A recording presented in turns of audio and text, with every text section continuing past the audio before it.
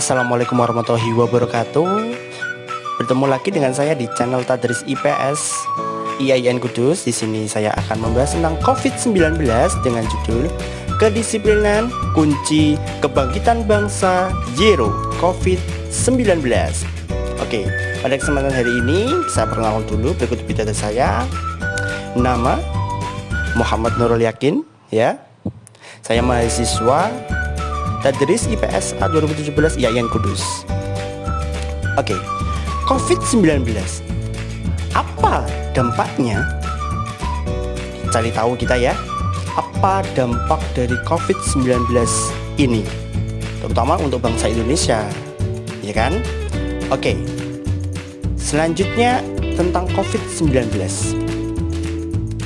Pemerintah telah menghimbau yang pertama, harus cuci tangan, ya kan? Kita diharuskan cuci tangan, 2 jaga jarak, ya kan? 3 isolasi diri, ya kan? Lockdown di rumah dan pakai masker. Sekarang harus pakai masker kain, gitu. Lalu apa tujuan dari hal itu semuanya, ya kan? Oke, di sini akan ada yang namanya dampak sebuah COVID-19, positif atau negatif.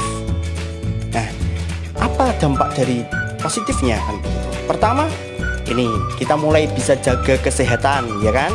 Tentang adanya COVID-19, mulai cuci tangan, ya kan? Rajin-rajin cuci tangan, pakai hand sanitizer, ya kan? Cuci tangannya pakai sabun selama 20 detik, ya kan? Itu adalah himbauan dari pemerintah. Itu mulai bisa berlaku. Yang kedua ada jaga jarak, ya kan? Minimal 2 meter. Di sini sebagai bentuk dari yang dinamakan untuk mengurangi penyebaran dari COVID-19 di sini. Ini mulai kita menjaga jarak begitu ya. Selanjutnya, nah ini kita memakai teknologi sekarang ya. Jadi terbukti dengan revolusi industri 4.0 ini telah membuktikan kita di COVID-19 ini memakainya dan memanfaatkannya. Jadi disinilah manfaat dari teknologi 4.0 gitu.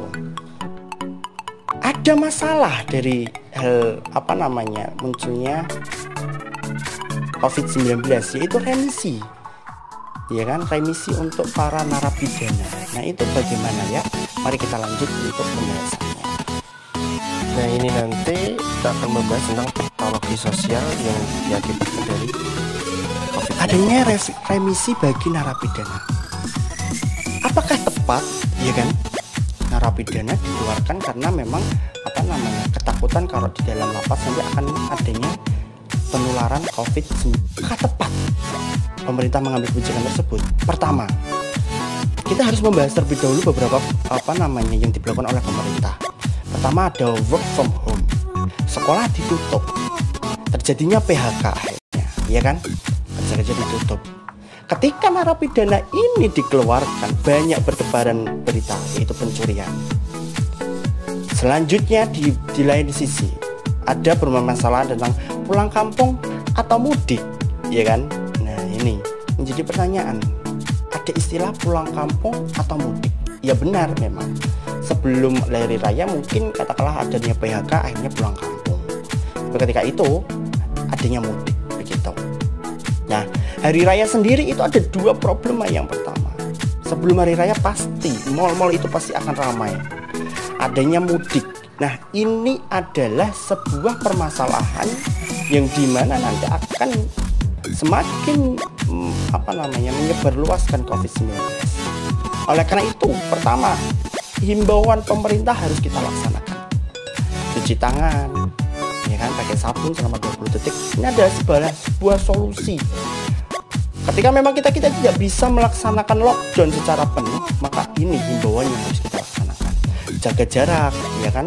Jaga jarak ini adalah salah satu memang kunci. Kita harus harus kita laksanakan sebagai kunci agar tidak menyebarkan virus COVID-19 bagi diri kita sendiri maupun untuk orang lain gitu.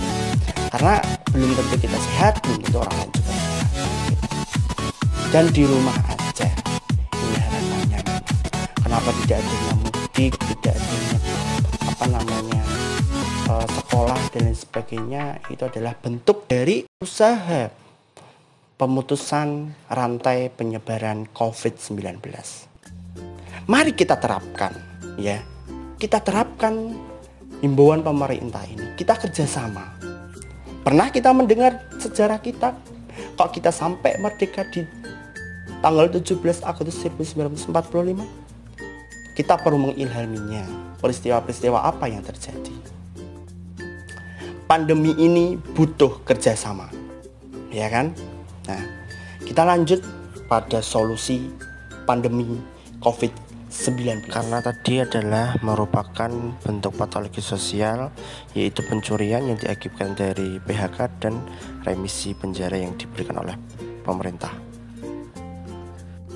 Kita adalah bangsa Indonesia, ya, memiliki ragam budaya, memiliki ragam agama. Ini adalah bangsa Indonesia, ya kan? Banyak kultur yang ada sehingga kita perlu yang namanya toleransi dan lain sebagainya, dan kerjasama, satuan dan persatuan. Ketika kita memahami dari perjuangan bangsa Indonesia, itu diawali dari kesadaran kemerdekaan yang dilakukan oleh rakyat Indonesia, yang dulunya prinsipnya adalah prinsip pribadi dan perjuangan-perjuangan kedaerahan, akhirnya muncullah menjadi bangsa Indonesia yang bersatu dengan ditunjukkannya sebuah peristiwa yang dinamakan dengan kebangkitan nasional. Kebangkitan nasional ini lahir dari organisasi Budi Utomo tahun 1908. Ini adalah bukti rakyat Indonesia mulai sadar akan kebersamaan, kesatuan seluruh Indonesia. Walaupun berpulau-pulau, kita harus bersatu untuk melawan penjajah.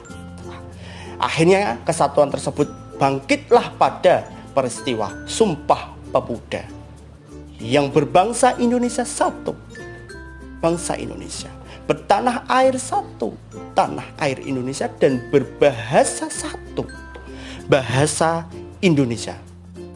Akhirnya kita sampailah pada kemerdekaan Indonesia. Itu adalah sebuah perjuangan dari rakyat Indonesia dahulu yang sifatnya kedaerahan, sifatnya kepribadian, antar kelompok saja perjuangannya. Tapi ketika sadar menjadi satu kesatuan, wow, kita sampai pada kemerdekaan Indonesia tanggal 17 Agustus 1945. Jadi, apakah kita masih menjadi pertanyaan ketika kita harus bersatu dalam melawan COVID-19 ini? Jangan sampai menjadi pertanyaan lagi. Ayo, kita kerjasama. Pandemi COVID-19 kita lawan bersama. Tidak ada yang kata yang susah tentang kerjasama ini, yaitu antara pemerintah dan masyarakat. Itu adalah sebuah kerjasama yang sangat solid sehingga nanti kita bisa melawan COVID-19 dan akhirnya kita bisa menang. Work the team, kita bersatu, mendukung dan patuh himbauan.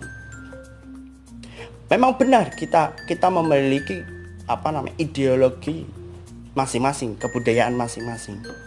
Tapi kita bangsa satu. Ingat Sumpah Pemuda tadi. Kita berbangsa satu, bertanah air satu, berbahasa satu, Indonesia. Yang akhirnya nanti kita akan bisa melawan COVID-19. Akhirnya kita bisa berkumpul, mudik, pulang kampung, perjalanan, kerja dan lain sebagainya. Itu adalah impian kita.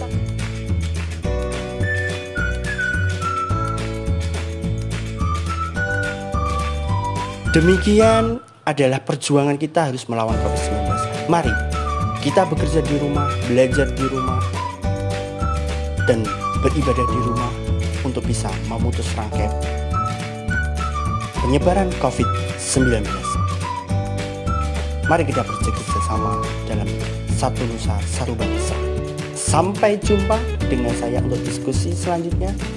Dengan saya Muhammad Nurul Yakin mengucapkan terima kasih atas kesempatannya untuk bisa menonton video saya pada kali ini.